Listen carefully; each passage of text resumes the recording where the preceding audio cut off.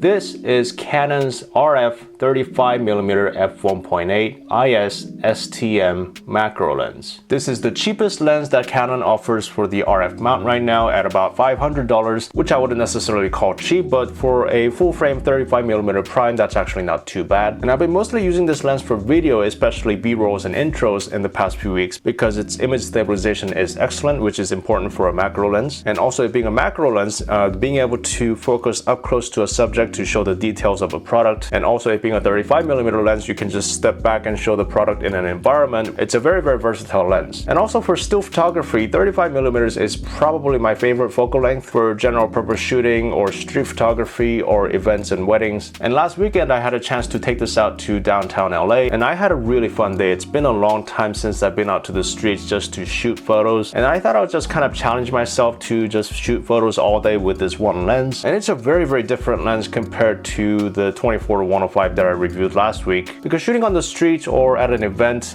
with a prime lens like a 35mm lens, it's a lens that makes you work harder, but in a good way. Because as you're walking around with your camera, you might find out that sometimes the frame is not quite wide enough and sometimes not quite narrow enough. You really have to be constantly thinking about the framing and the composition and the distance between the subject and yourself and the camera. While if you had a lens like the 24-105, you could be just standing in one spot and just be zooming in and out. Obviously not one is better than the other, but it's just all down to personal preference. And I'm happy to say, while I was out shooting, the lens performed beautifully. The focus was sharp and quick, and the colors were vibrant, and the images were sharp. It's probably not as sharp as the 24-105, but you know, we're not trying to win any awards here. Most of the photos were more than good enough. There's a tiny bit of vignetting and distortion at 1.8, but most of it went away by around f8, and you wouldn't notice it unless you're shooting a lot of straight lines or a completely flat background. And like I mentioned, there was no issue with autofocus, and when I missed focus, it was mostly because of user error or because of the fault of the camera, not the lens itself. And even under direct sunlight, the lens handled artifacts very well. Nothing extraordinary, but for an entry-level lens, this is pretty good. At f1.8, the background blur, it's nothing to write home about, but it did its job, and the photos looked nice, and the backgrounds didn't look too busy. And also, as I mentioned, the image stabilization on this lens is excellent, and here I'm shooting at 1/3 of the second handheld, and as you can see, as long as the subject's not moving, and if you can hold the camera steady enough, the keeper rate will be very, very good. Unlike the 50 or 85mm lenses, which are great for isolating the subjects, 35mm lenses are great for putting the subject in a context. And also currently, this is the smallest and the lightest lens that Canon offers for the RF mount. And if you're buying a camera like the EOS RP because you like the smaller size and weight, then this might be the perfect first lens for you. This lens on the RP seems like a great combination,